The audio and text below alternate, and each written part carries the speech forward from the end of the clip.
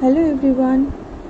তো আমরা এখন আছি হ্যাভলকে ডলফিন বিচ রিসর্টে।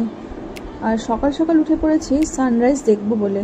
এখানে খুব তাড়াতাড়ি সানরাইজ হয়, প্রায় ওই 5টা সোয়া 5টার মধ্যে, কিন্তু ওয়েদারের যা অবস্থা, একটু মেঘ করে আছে।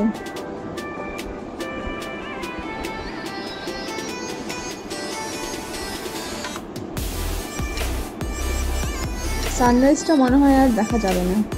ওই দেখো, সূর্য উঠে গেছে, ভালো করে সানরাইজ দেখতেই পেলাম না।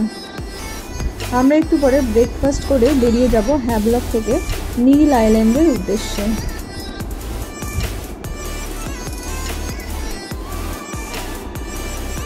চলে এসেছি ব্রেকফাস্ট করতে।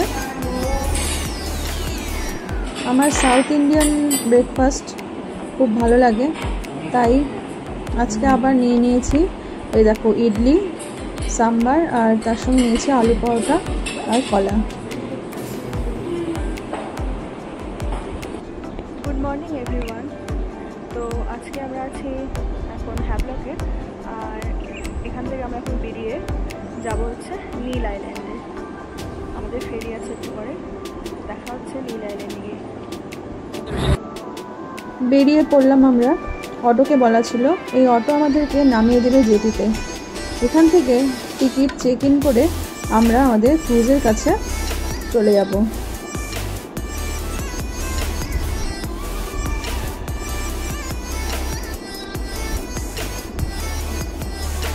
আজকে আমরা যাব গ্রিন ওশান 1-এ। এটা একটা ওপেন ডেক।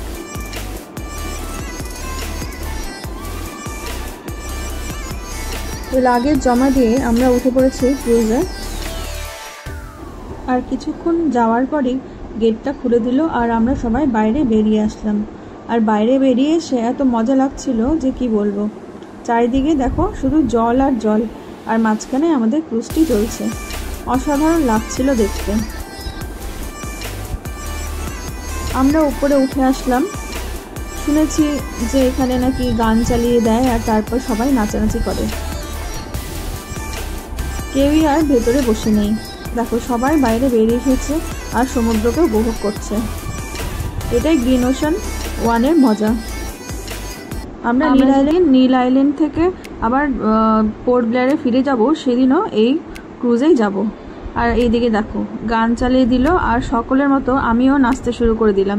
এত সুন্দর পরিবেশ আর সমুদ্রের উপর এরকম গান শুনে কি আর চুপ করে বসে থাকা যায়? তোমরাই বলো।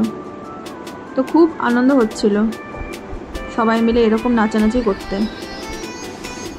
দেখতে দেখতে কীভাবে যে 1 ঘন্টা কেটে গেল বুঝতেই পারলাম না। ওই যে দূরে দেখা যাচ্ছে ওটাই নীল আইল্যান্ড।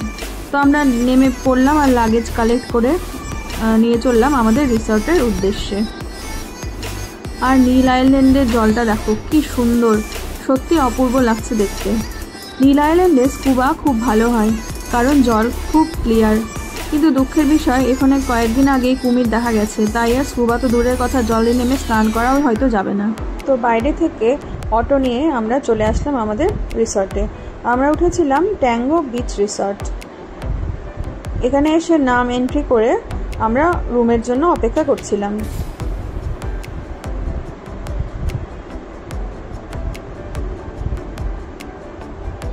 চলো তোমাদের বাইরের দৃশ্যটা একটু দেখাই। যতটা আশা করেছিলাম এই রিসর্টটা তার থেকেও বেশি সুন্দর। চারিদিকের ভিউটা একবার দেখো। আর সব থেকে আমার ভালো লেগেছে এই রিসর্টের প্রাইভেট বিচটা, খুবই সুন্দর। আসলে এটাই হচ্ছে লক্ষ্মণপুর 1।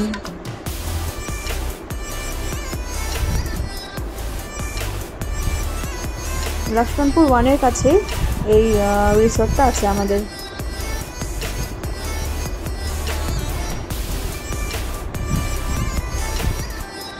আর রিসেপশনের দোতলায় আছে হচ্ছে এদের রেস্টুরেন্ট অ্যান্ড বারটা, আর নিচে আছে ডাইনিং হল।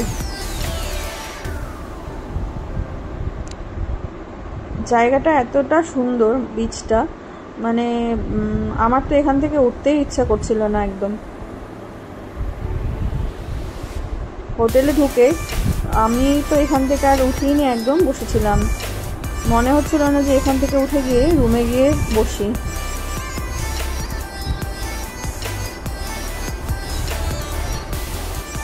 চারিদিকের ভিউটা একবার দেখো, আর এই ছোট্ট প্রাণীটিকে দেখো, কি সুন্দর না?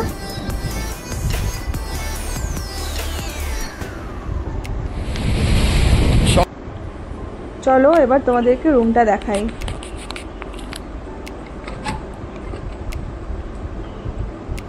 এই যে রুমের ভেতরটা, রুমটা মোটামুটি বড়।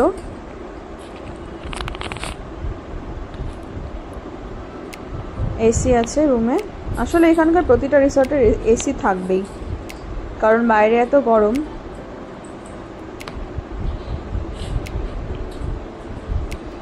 আর এখানে চা করে খাওয়ার জন্য সব কফি আর চায়ের কিট দিয়েছে, ইলেকট্রিক কেটেল দিয়েছে, আর একটা বড় আয়না। আর এখানে আছে শাওয়ার কিট, আর এটা হচ্ছে টয়লেট। মোটামুটি পরিষ্কার পরিচ্ছন্ন।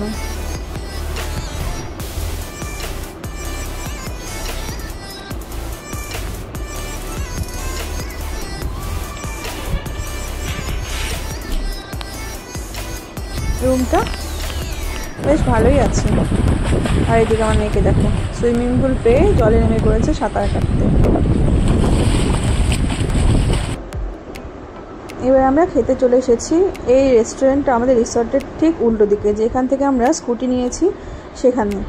নীল আইল্যান্ডে খাবার খুব কস্টলি, তো আমরা নিয়েছি ভাত, রুটি আর চিকেন। খাওয়া দাওয়া সেরে আবার চলে এসেছি বিচে। এত ভালো লাগছে জায়গাটা যে এখান থেকে উঠে যেতে ইচ্ছে করছে না। দুপুরবেলা একটু রুমে রেস্ট নিয়ে আমরা যাব লক্ষ্মণপুর 1 বিচে।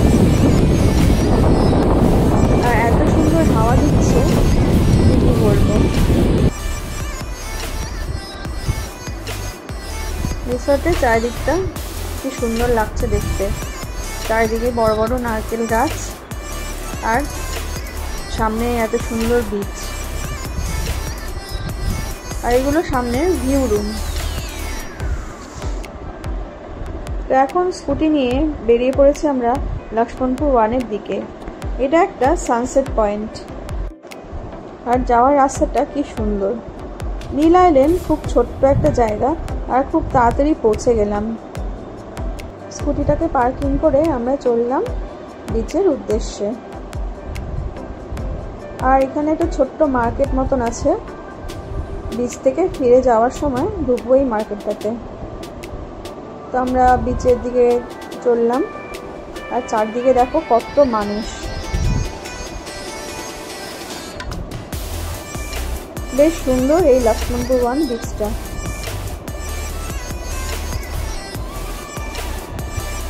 দেখো সূর্যটা ধীরে ধীরে মনে হচ্ছে জলের নিচে ঢুকে যাচ্ছে। আমরা তো এখানে অনেকক্ষণ টাইম কাটালাম, আর তার সাথে কিছু ছবি এবং ভিডিও তুলে নিচ্ছিলাম। সত্যি লক্ষ্মণপুর 1 বিচটা খুব সুন্দর। সানসেটটা খুব ভালো লাগলো এখানকার।